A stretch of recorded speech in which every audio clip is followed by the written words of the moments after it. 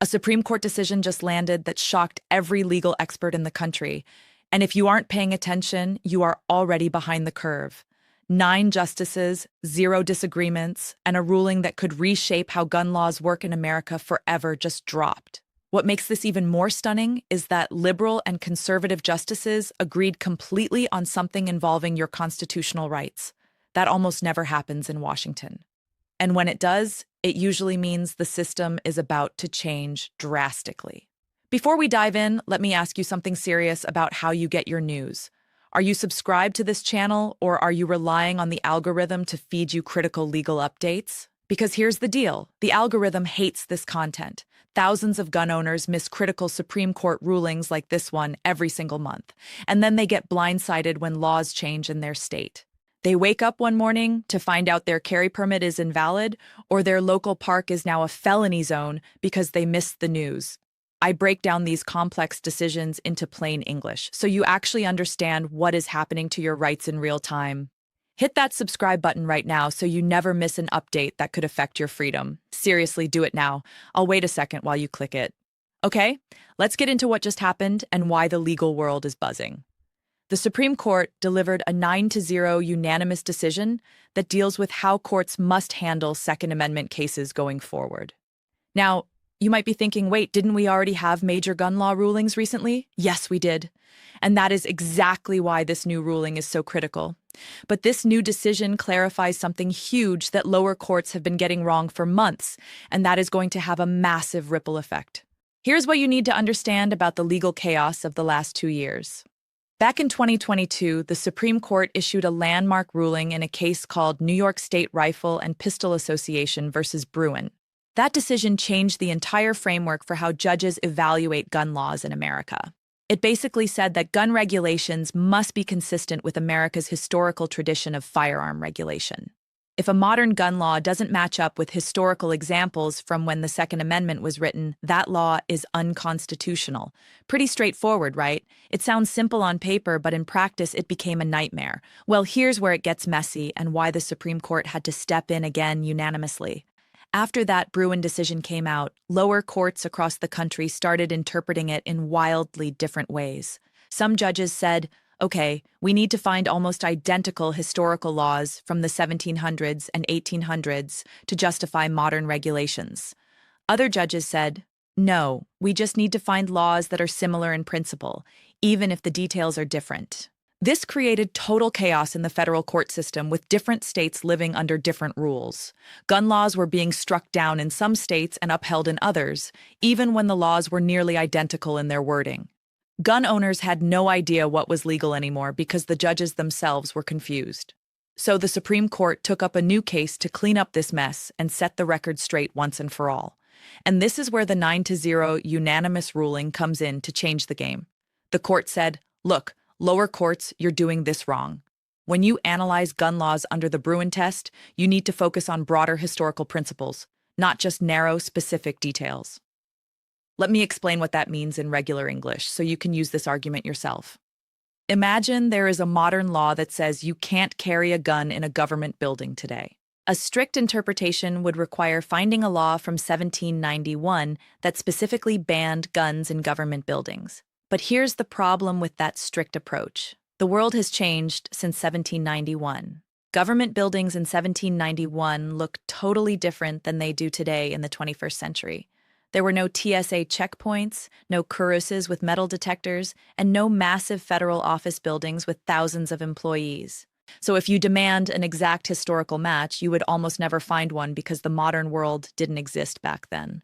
The Supreme Court said that strict approach is not the right way to apply the Constitution. Instead, you should look at whether historical laws reflected a broader principle of regulation. In this example, the principle might be that dangerous weapons were restricted in sensitive places where essential government functions happened. If you can show that principle existed historically, then a modern law applying that same principle to modern government buildings would likely be constitutional.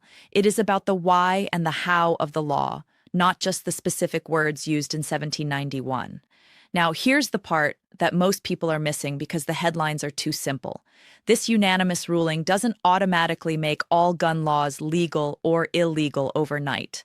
What it does is create a clear roadmap for judges to follow when they hear your cases. And that roadmap could go either way depending on the specific law being challenged in your state. Let me give you a real-world example of how this cuts both ways for gun owners. Let's say your state passes a law banning guns in all public parks tomorrow. Under the old confused system, one judge might strike it down immediately because there were no bans on parks in 1791. Another judge might uphold it, saying parks are sensitive places where kids play. Total confusion. Under this new unanimous ruling, here is what should happen in that courtroom. The judge would ask, is there a historical principle about restricting guns in certain public gathering spaces? If the answer is yes, the judge then asks, do modern parks fit within that principle logically? The judge would look at historical evidence about places like fairgrounds, public squares, and town commons. If those places had restrictions, and if the reasoning behind those restrictions applies to modern parks, then the law might be constitutional. If not, if there is no historical principle, it gets struck down immediately. You see how this changes things? It shifts the debate from is there a clone of this law to is there a precedent for this idea? It is not about finding a perfect match from 1791. It is about finding a principle that existed back then. Here's a crazy stat for you that shows how many people are unprepared for this. Only about 15% of people watching this video right now are subscribed to the channel.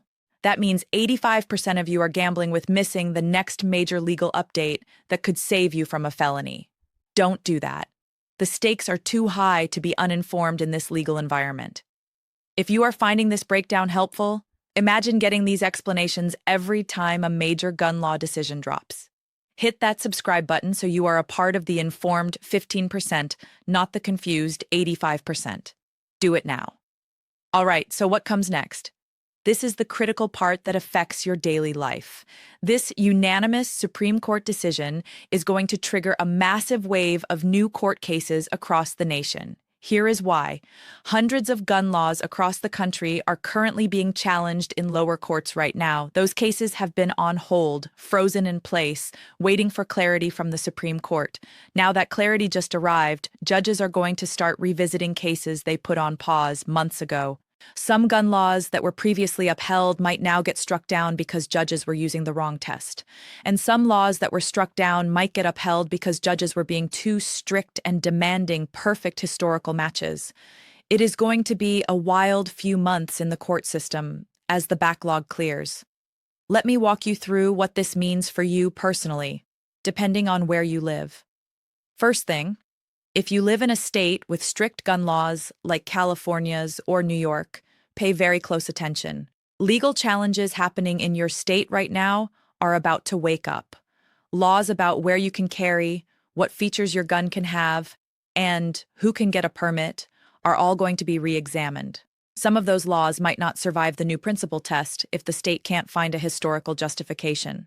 Second thing, if you live in a state with more relaxed gun laws, don't assume nothing changes for you. This decision also means that some regulations that were struck down might come back to life. For example, if your state had a sensitive places law that got thrown out by a lower court, that law might get reinstated. Now that judges have better guidance on how to evaluate the principle, they might find that the law was constitutional after all. Third thing, and this is huge, concealed carry permit laws are going to be a major battleground. Several states have permit systems that require you to show good cause or proper reason to get a carry permit. Some of those systems were already struck down after the Bruen decision because they were subjective. But now, with this new unanimous ruling clarifying how to apply the historical test, states might try to defend modified versions. We could see a second wave of permit law battles where states try to squeeze new restrictions through the principal loophole. Now, a quick legal note here because I don't want you getting in trouble. This is educational information, not legal advice for your specific situation. I am breaking down what the Supreme Court said and what it might mean going forward. But every situation is different, and gun laws vary wildly by state and even by city. If you are facing a legal issue or need specific guidance, always consult an attorney who practices in your state. Don't rely solely on YouTube videos, even mine, when your freedom is on the line. Here is what most people get wrong about Supreme Court rulings in general. They think a decision comes out and boom, everything changes overnight like a light switch. That is not how it works in the American legal system. Supreme Court decisions set the framework, but then lower courts have to do the work. State governments have to apply that framework to specific situations, and they will drag their feet. That process takes months or even years of litigation to fully resolve. So even though we just got this unanimous 9-0 ruling, the real impact is going to unfold slowly over time. Let me give you a hypothetical example to show how this plays out in the real world. Let's say you live in a state that recently banned guns in all places of worship.